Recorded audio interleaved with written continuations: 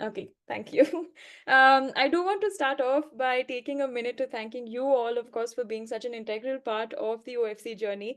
And I want to invite you all to maybe start off by telling us, one, of course, a little bit more about yourselves. And also, if you want to start, the question for you is slightly different in terms of what has it been like for you to start OFC and be with us for this long. But really, over to you. Maybe Shreya, you want to start us off, and then we can just go one by one after that. Thank you. Just checking if you all can hear me. Yes. I just want to start with saying I think I've experienced the OFC verse in so many capacities that it's just been a very interesting journey. I've been a newbie participant and I fell in love with Vandita's view and acts of kindness. I was writing a LinkedIn post about it, and LinkedIn said you cannot, like, it's exceeding at least 300 to 400 words. And I'm like, but I have so much to say because then I was a participant who was engaging very continuously to also a CBLP space where I met Uttanshi for the first time.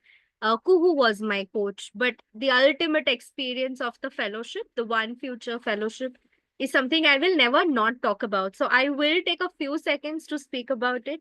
It's this intergenerational capacity building leadership program where we build people, not ideas. I also see a lot of fellows here. So, Sachin, it's also so good to be sharing this panel with you. This is for all women and queer South Asians who are 18 plus. And while there have been a lot of learnings and growth, I found such amazing friends and community here. Rest is radical. Feminist leadership can be practiced every day. Decolonization in every aspect of your life is important, but can also be a reality. This is everything that the fellowship taught me, not only in letter, but also in spirit. And I am very proud. I've also been a team member since almost 3 years now. And I can attest to it that feminist workplaces can be a reality. I mean, we've legit brainstormed on how do we make tangible practices of feminist cultures our everyday practice, right from accountability to care, community, communication, ethics, and so much more. I also know that when we speak of impact, usually there will be numbers people think of, but our impact spans knowledge, mindset shifts, very personal and unique points of participants engaging in critical thinking. And it's so important, right? It's also a civic duty in a way. So, did the workshop, did the shares, the insights make you reflect? Are you asking questions now? This becomes so important. And I have personally been seeing this since 2019, which is another era because it was before COVID. So, I have just seen a lot of growth. It's the one space where I know it is inclusive, affirmative, informed, but also so much fun. I have never sang and danced and choreographed any space as much as I've done it here. And I'm saying this after I made people from the current fellowship dance on Mojai Moja today. I just want to also say this is how we everyday practice a lot of fun as well. Um, I forgot the question. But yeah, just close my eyes and tell you that OFC is a place where social justice can be a reality, but also in very tangible ways and not only in theory. Sorry, I went in the flow. Can I ask the question again? No, no problem at all, Chair. We were talking about how you have been associated with OFC and the impact it's had on you. I did think you spoke to it, and I just want to say we always joke about this thing where, in some way, we, even me, myself included, we got attached to OFC at some point, and then we just decided to never leave. Like we have just repeatedly found different ways to find making ourselves useful to OFC and being a way to be connected. Sachin, over to you. If you could tell us a little bit more about how you have been engaged with OFC and the impact it has had on your life and your journey. Okay, so it's amazing to speak after Shreya because I totally connect to the fact that the One Future Fellowship is like a celebration in all ways, and also it's a celebratory learning experience, and that's how I kind of first got introduced to OFC as well. First of all, is everyone able to hear me? All fine. Okay. So yeah, so it was the fellowship that brought me in contact with the collective. And what I want to say, and I have like crowd fear issues. So I've noted everything down before. Thank you, Uttanshi, for the questions. So the first thing that I think really impacted me with the association that I've had is that I've come in contact with people, professional and personal. Like after the fellowship, all of the external facilitators that came to teach us, I've gotten in touch with them in various different capacities so that they can help us with our organizational stuff, right? So right from the CA advantage to many other things, like also like through the CA I got in touch with a travel agent which enabled us to create our first team retreat, and so on and so forth. So it's been a really interesting journey of getting in touch with one contact and then another through that contact and all of that.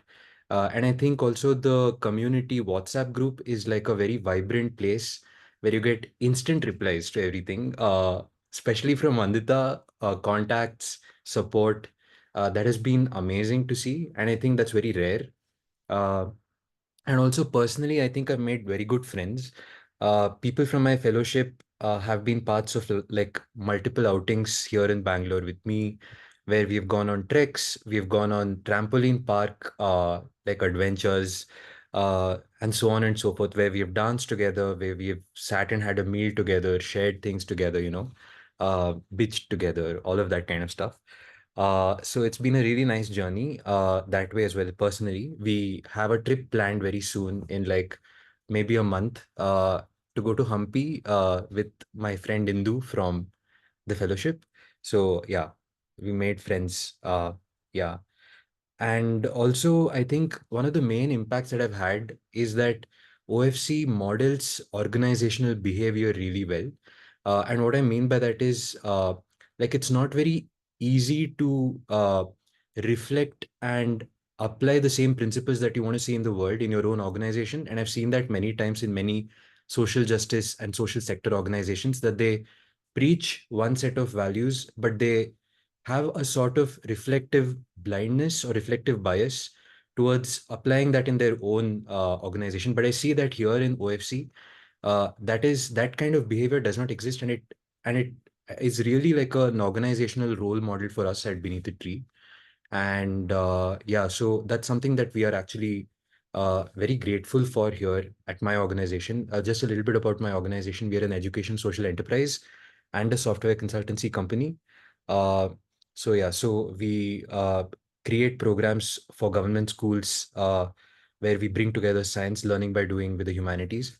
And one more thing that I want to end with is that the perspective of balancing justice with service is something that is a very unique insight. And I think that is something that I will carry for a very long time. And I think an organizational insight like that is very rare again. And yeah, so thank you so much for that, OFC.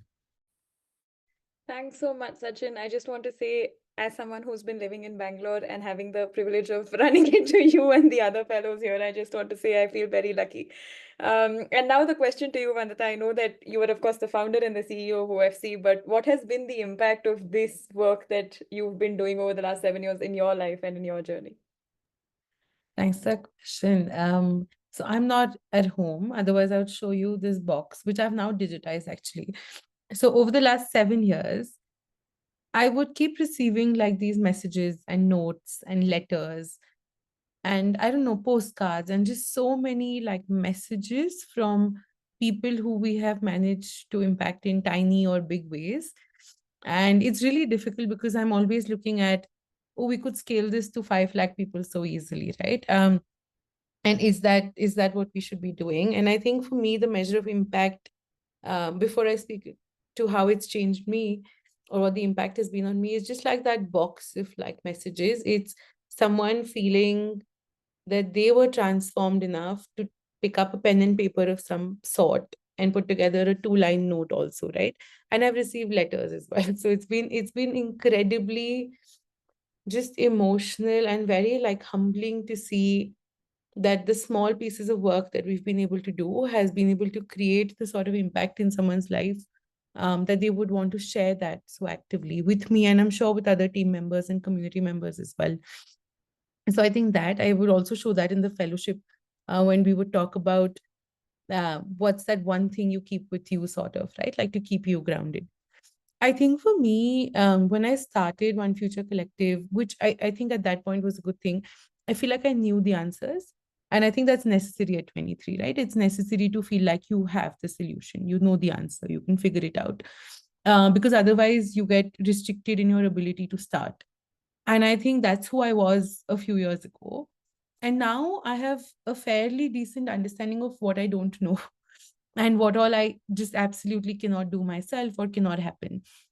And I feel like the trajectory of that has been really useful in how OFC has gotten shaped, because sometimes you need a little bit of I will figure this out when you start. And then when you've done some work, you need to be able to reflect and you need to be able to think of, okay, we started and I did what I thought was good, but is that really making the change? So I think in terms of impact on me, it's allowed me to become a more reflective person. It's allowed me to really sit with my ideas of scale, of depth versus, with it's really helped me ground myself in a community that may not always be geographical, but it's also enabled me to become a leader that is extremely accountable, but at the same time knows when to set a boundary. So I'll give an example. And I know this recorded, so maybe we cut this out when we share this, right? Um, I remember a couple of years ago, maybe less, I don't know, we put out this one course we do annually, and we charged a fee for it. It was a cure rights course. And I think we charged 500 rupees for it. And the money that we were collecting would have gone as a donation to support mental health work for cure folks. And we got so much hate and so much backlash saying, how can you charge for a course without people actually having read where the money is going or having checked that the facilitators were cure themselves? And, everyone really needs money to live. I'm using this example to illustrate the change that's happened in me and why this, I think, is extremely transformative for me as a feminist leader. When I started, I was very sure of myself, but I was also, that surety also meant that I did not hold space for me to be wrong.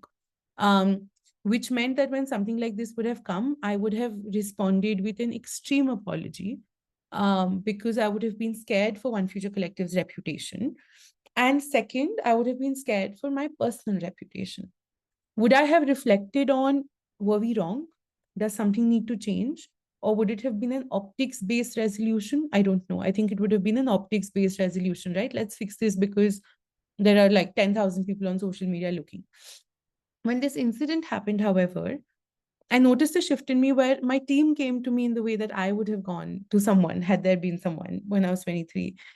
And instead of an apology, we responded by saying, this is how much these things cost. We're in a shrinking funding environment. How do we run things without money? Will you all please tell us? And the incredible part is our community really rallied behind us. And there was so much support. There was so much like a sort of like enhancement of our credibility because we were really honest about, instead of just apologizing because it felt like the right thing to do online, we were able to say parts of it are right. Maybe we shouldn't call it a, cure rights and allyship certification. Maybe we call it an introduction to cure rights course. Maybe the naming, the nomenclature of the course needs to change to better reflect, because we can't really certify someone in being an ally, right? Very well noted, we changed that. But it also helped us be honest and say it takes money to run these things. And I think the difference in what my response would have been at the start and what it was then has been the biggest transformation for me. To hold myself accountable, to be held accountable by my community, but at the same time to also be able to push back, I think is a true hallmark of a community, right? Because otherwise it's not a community, it's a bunch of trolls that you're responding to because you want to maintain your reputation.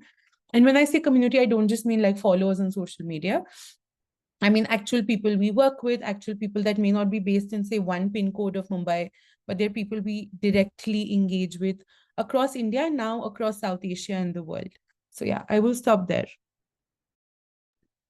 Thanks so much, Vandita. I think I've said this to you many times on one-on-one conversations, but I just want to say it again, which is it seems like being a founder of something like OFC and being able to find answers to these questions, I'm sure, is not an easy task. But I think we all have the privilege of being a part of the decision making, being a part of seeing how we figure out these challenges and also perhaps overcoming them together. I do have one question for all of you who are on the panel as well, which is, and Shreya, maybe we want to start off with you because I think it gives a good flow to the conversation as well. What is something that you see as being very important for us to be able to promote social justice in the world? And connected to that, what do you think and what is your vision for the work that One Future Collective does and will continue to do, hopefully in the many, many coming years? Thank you. I think one thing which I've learned and we've been practicing, which I hope that we continue to also do, is to do the work that is needed and not what we've been doing for so long and are just comfortable with now. We do need socio-political change. So, what is it that the people need? OFC, for instance, has personally been always a political home for me. So, how do we make more such homes? How do we adapt to the needs and interests? And this can range in like fun things as well. I know we do a lot of social justice games designing at OFC that has been really interesting, right? You speak about domestic violence and inequity and climate justice via conversation cards game, or you speak about what is intergenerational leadership with a snakes and ladders game. How do we also make more intergenerational spaces today?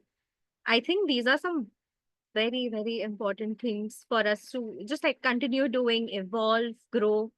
And we've done work in remote spaces, urban spaces. I hope, and I'm already seeing us in more global spaces, which makes my heart so, so really happy.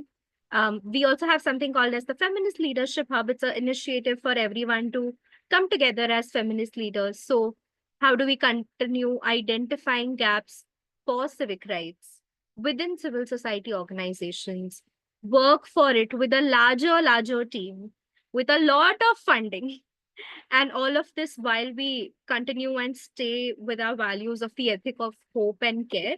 I think the ethic of hope and care is something that's really grounding. I've seen Vandita, you, Puhu, Arshia, Karishma, everyone in the team practice it. So how do we continue doing that while we always also continue and scale up the work? That's always interesting to imagine. And I know it's also going to happen. You heard it here first, folks. Let me tell you, it's going to happen, and we're going to be one of those people. Thank you so much, Shreya. I think it's already filled me with a lot of hope, but always having the support of people like you is what makes this so much, I think, easier for at least for me. And I can speak for the team at OFC as well. So thank you so much. Sachin, over to you. Sure. Can you just repeat the question again? Yes, of course. I was just asking, what do you see as, what do you think it is that we need to be able to promote social justice in the world? And connected to that, what is your vision for One Future Collective? What we have done, what we do, and what you think is the vision for us to be able to do in the upcoming years? So I think in the social justice sector, many times, as Vandita was mentioning, we fight too much and we bond too less. And I think one way to promote the bonding is to create spaces like One Future Collective is creating, especially in Bangalore, the ones which I've attended, where we do art together, where we kind of just sit together and play games. The right does this really well. You can see that there are like places where you have free food being given, there are sports activities being conducted, and that creates a safe environment where people can just come together and become friends. And then the conversations, the ideology, and like all of that comes once the bonds have been formed. And I think that is something that we need to learn, and I think OFC is doing that really well with the creation of these spaces. And I think that's something that I feel is being done and should continue. And I would love for, to take part in all of that. Uh, Another way is like just going back to the theme of balancing justice and service. I think what I have been learning is from the lens of passing the mic, skill development is a way to bring both of them together. You pass the mic to a community which is traditionally not empowered. Uh, and with that skill building, they get empowered and they can make the decisions that they need to in their own lives. And that's a way to pass the mic in a very slow burn manner. uh, and the work of people like Savarna, people like me, and organizations like ours is not just to do the service that is required for the people who need the service, and it's like opportunities are already there, pipelines are already created, but to co-invent such things with people from marginalized communities by seeding leadership to them. And many times that's a very, initially at least, it's a little bit of an unsettling experience. But I think seeding leadership in one's organization to voices from marginalized communities is one of the most amazing things that I've discovered, especially with my colleague Yana. We are creating a queer ecological garden in Mysore. And the process of doing that has been not just inspirational, transformational for me personally because of all the learning, but also transformational for the organization because Yana, who has been general secretary of Sangama for many years, herself a trans woman, herself having come from a very marginalized background, having seen the grassroots level suffering of members of the trans community in India, has shaped our organization in ways that we could never have imagined, right, to do as like coming from our life backgrounds.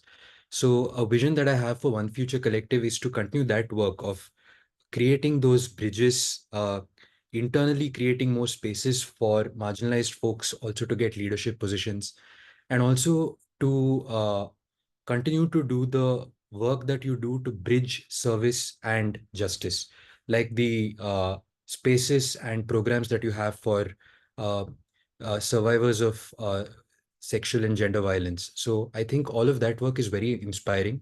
And again, it models organizational behavior to see that so many folks are doing all of this really challenging work while also not burning out, while also, like staying true to the saying, where is like what does revolution even means if you can't mean if you can't dance, and the fact that rest is radical. All of these values I feel are modeled by OFC, and I think I am personally and organizationally, our organization is highly inspired by all of this. So I look forward to OFC doing more of this. Thanks so much, Sachin. And I think just as you were speaking, the one thing that stays with me is what changes in the way we approach social change work when we stop looking at our work as charity, or when we start looking at it from the lens of justice and rights. And I think that that's such a great requirement that we all need to be thinking about more actively and working on as an organization. So thank you so much for sharing that. And I really hope more and more people and more organizations in the ecosystem are thinking about this as we go. And yes, Vandita, over to you. And maybe this is also an opportunity for you to tell us a little bit more about what to expect in the upcoming few years. Thank you, Tanshi. You all might have noticed I started taking notes because when our alumni give feedback, we take it very seriously. But this is really useful for me to hear from both of you as well. And I'm glad that a lot of it resonates with what we've been thinking about and where we're at, right?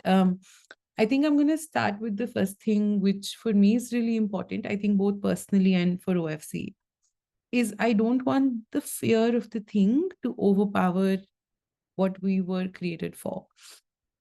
And if that means we have to be creative with how we structure, with the work we do, what our focus is, how we resource, how we bring in money, so be it, right? But fear of the thing, fear of naming it, uh, giving up or just giving up the ability to speak freely and honestly is something that I hope we never have to do. So I think I will start with that because in an increasingly shrinking civic space globally, I think even just speaking up and saying what needs to be said is quite important. But at the same time, I want to balance that by saying that while we continue to speak up, we have to, I hope that we keep that in line with delivering the work that we need to deliver as well. So I think that's like a big, um, scary thing for me, which I don't even know how to put down in like an impact figure. I think the other thing is, I feel like and this is me personally, I feel like over time, we've been really timid with some of our work. Sometimes we move fast or we're audacious, but often we're always testing and doing things slowly, which also, of course, has its benefits. But I hope that in the next 2 or 3 years, our goals can be more audacious. We can do things faster because the world around us is changing quite rapidly. And building off what both Shreya and Sachin said, I definitely want us to be in more global spaces, but I also want people from our community to be in more global spaces, especially people from marginalized communities whose voice is often carried ahead by someone else rather than their voice being in that room, right? So I think that's a significant shift that I would like for us to be able to do. I really resonate with something Sachin shared about how do we come together despite like the disagreements. I think the Urban Feminist Civil Society Network is one step towards that. We pretty much just want to stop fighting with other feminists or other feminist groups and find a way to come together to push for change that is beyond One Future Collective, but is movement led change. And last, I feel like we've started doing this a little bit, but it's a really important goal for me over the next 2 or 3 years at OFC, is how do we make this a true political home? So how do we not just restrict One Future Collective to, you come here when you want your ideology like refreshed, you want to have political conversations. How does this become the space that is your go-to? What was also shared earlier, like if you need a doctor, if you need a accountant, if you need insurance, if you need a new support system in a city you've moved to, how can we build networks for that so that we can organize as well as other factions organize, so that there is, I mean, even if tomorrow OFC is not there, would this network exist? And I think when we build those political friendships amongst the people that we work with, it builds a network that continues to remain alive and keep other parts of it alive without us. Something like how fungus and fungi works in the world, right? Can we be that base so that it can work without us? I think those are some like larger, more maybe abstract goals. Of course, you will see more in the strategy plan and like what's next for different projects. But this has been a good reflective year. It's also been a good year to say these are things we don't do well. Let's stop doing them. These are things we might do well but don't have impact, and we might like it, but we are not the target audience we're building for. And then third has been really like, what do people really need? Do people really need another session, or do they need a space where they can heal? Do they need another training on skills, or do they need um, just some stipend to get a project started and to fail with the project, but perhaps see where it takes them, right? So I think this has been a good reflective year for that. I hope, and we're putting in place something for the next 2 or 3 years. I hope that that is guided by a good recognition of our place in the ecosystem. It is constrained but honest about the realistic impacts of the socio-political context we're in, and is able to communicate that transparently to our stakeholders in our constituency. And more than anything, it's able to make big jumps and be audacious and have failure inbuilt into how we think of what's next. So yeah, I hope, let's see, we have the next 2 or 3 years to prove me right or wrong, and to hopefully be able to incorporate what Sachin and Shreya have shared. Thanks so much, Vandita, Shreya, and Sachin. I just want to take this moment to say it's been such an incredible honor for me to be able to have this conversation with you all on this day. Each of you at some point in my life has taught me to be brave, or has inspired me, or has, shaped me in some way, and has made me who I am. And I think the one thing I'm taking away from this panel is, even though there are difficult questions and answers are difficult to be found, if we keep at it and if we keep at it together, hopefully we will make progress very, very soon. So thank you so much for your time and for speaking to us about your vision, your hopes for furthering social justice, and also sharing with us what your journey has been like while being engaged with OFC. Thank you so much, folks.